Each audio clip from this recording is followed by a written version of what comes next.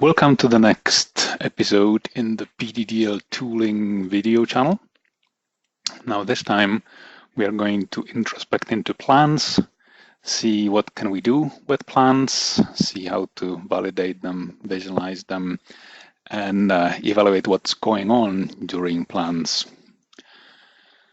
What we're going to use for that is all in the PDDL samples that come with the extension. You can either browse through them and download them all or clone them to your hard drive or let VS Code do all of the work, because there is a link that does all of it for you.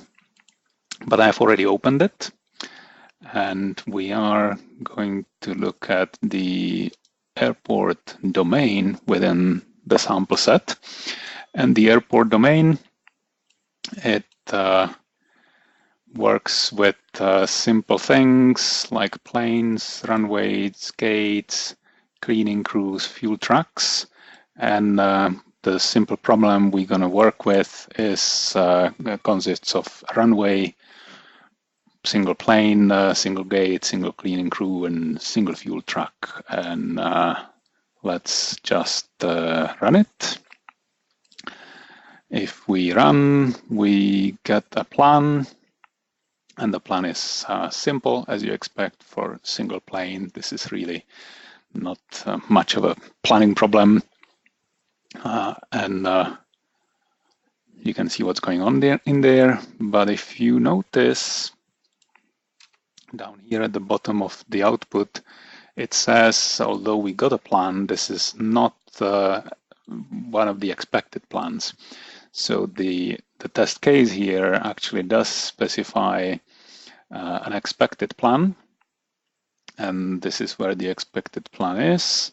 It has something different, hard to say what when you just look at it. So the way we are going to tackle it is that in the hamburger menu here, we are going to select export this as a plan, save it over that file. And now we have two plans. And what we can do with two plans is either, because this is a developer environment, we can select with Control-click two files, right-click and say compare the two selected files, and that's going to do plain diff. But because this is planning, we want to do something smarter. Plans coming out of different planners have different formatting precision, or some of them offset the plan by an epsilon time delta. But here we do even more. We normalize the two plans to make them comparable, and that plainly easily shows us that we are missing one important action in there. We forgot to refuel the plane over here in our plan. But also what we do at the bottom, we show the state values modified by the plan. So this is the courtesy of the validate utility. It shows that the numeric value of fuel truck level was modified, and the plane one was refueled. The predicate's value is true. So how is that possible, and what are we missing in here in order to fix it? So as you can see, we can hover over and Control-click on any of these actions. Just stopped working. So let's go to the domain. Let's look at the list of actions over here in the outline, and one of them surely will be refuel, and we have to think when do we need to refuel, by when, right? Do we need to refuel before we take off, or do we need to refuel before we push back, right? Otherwise, it's hard to refuel plane that's already buzzing away to the runway. So that makes us look at the pushback action, and pushback. Pushback is right here, and having a closer look at that, tells us that, well, there is a bug in there, and we basically forgot to ask that the plane shall be refueled before we push back. And just like that, with that fix, when we rerun the test case, we have a plan that properly shows refueling, the appropriate duration, given how much fuel needs to go into the aircraft. And by the way, yes, it is now passing the test assertion that the plan now contains refueling. Now, what else can we do with plans? Well, we can take our plan and rather than looking at the planner output, we can, oh, look at that. This is the plan that was previously exported. That's actually what we should have kept. Let me quickly get the plan again. We save this plan now over that one. And now it's not showing the validation error, which we previously had on the pushback. Perfect. So that we make some space for what we can do with plans. So plans, we know that this plan is valid. And in fact, we can test that. Well, let's pop up a preview of that. So this is how the plan looks like. And by the way, besides the Gantt chart and the swim lane chart that shows you what your object instances are involved in during the plan, you can also see the numeric value. This time, the only numeric value that's changing is the fuel truck level. And again, this chart is courtesy of the BAL utility that we downloaded. We can fiddle with the plan. So let's say the refueling here, which has a calculated duration. Look at that. The duration is basically calculated from how much fuel is needed and what's the speed of the pumping the fuel from the fuel truck.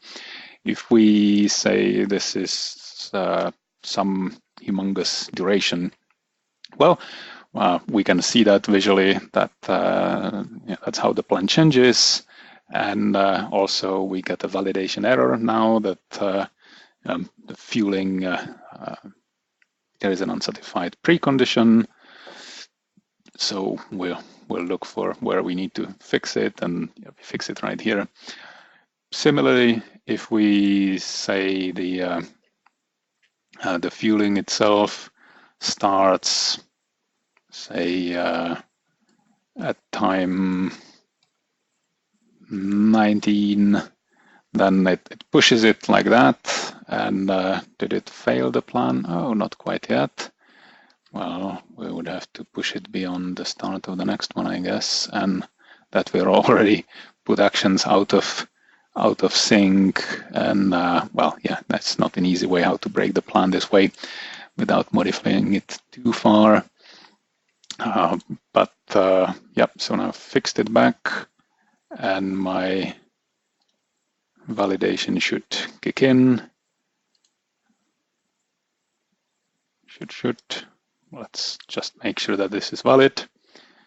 Well, it now doesn't want to validate because it doesn't know what's my problem that's associated with it.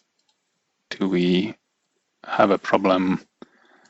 Well, we just opened the problem that created this plan, and now, yep, now the validation failure is gone, and for the refresh, yes, now the plan is back in shape. All right, back in order. So there are other things we can do here. We can turn this plan, which is a temporal plan with start times and durations in this kind of notation. We can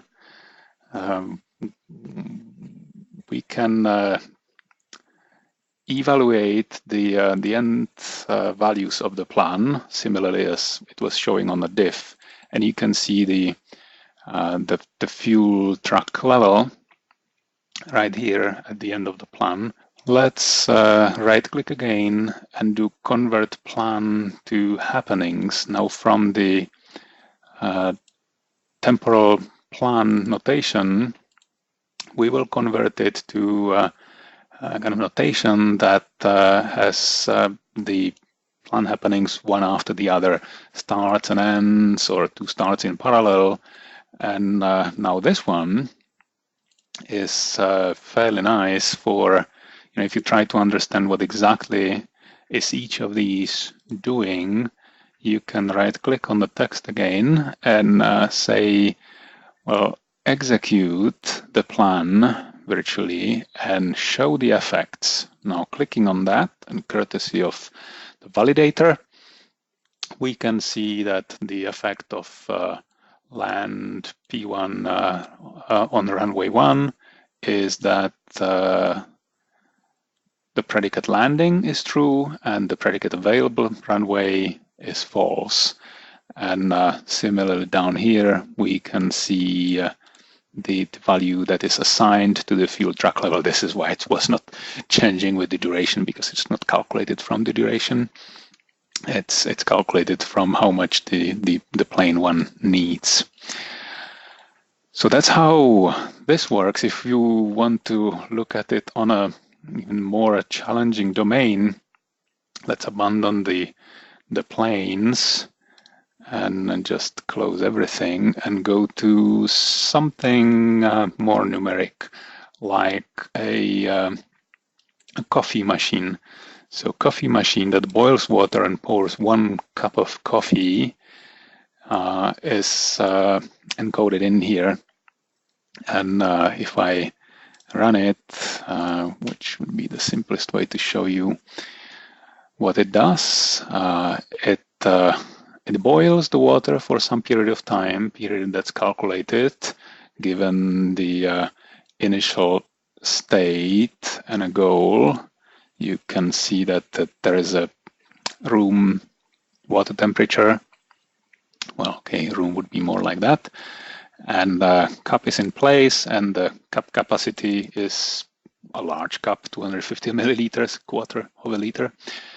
And the cup level in the beginning is empty. Now what we want as a goal is that the cup is full, basically, the level. And this is an example of a very numeric goal. If we rerun this now with these more like initial conditions, we can see a lot more pouring of the boiling water. So we are boiling for a lot of time, for 145 seconds, and then we pour into the cup, and basically every time you start pumping the water through the boiler, the water temperature drops, and then you have to wait till it goes back up, and this is how the level of the cup is rising. So for a plan like that, let's save that plan, put it somewhere in here, make more things visible, and that was not what I wanted. I wanted my plan to show up. Here is the plan, and I want to view the plan again, that very same plan. So now I can fiddle with this plan. I can, for example, say that, well, what if I start boiling much later, like 10-second delay before I switch that button. Now you can see that I'm not really using boiling water anymore. I'm pouring coffee well below the boiling temperature if I did that, and that also violates the invariant that while I'm pumping the water, it has to be boiling. So let's modify this back. What if we say we increase the duration of this first pumping exercise to 10? So this first pumping segment now got much bigger, much longer, and that brings the temperature down to something that's again below boiling. So you can see the effect of these nicely visually, as well as the validator is immediately kicking in and saying, no, that's an invalid plan, because that now produces water that's below the boiling temperature for the next boiling action. And that's how you work with plans, even the plans that are very richly numeric with continuous effects like here. How you can validate them, visualize them, fill with them to see what's done wrong, and then perhaps that takes you back to the PDDL model, the domain model itself, to fix something, because you have seen the exact effects of every action in the plan. Okay, that's the end of this one. See you at the next.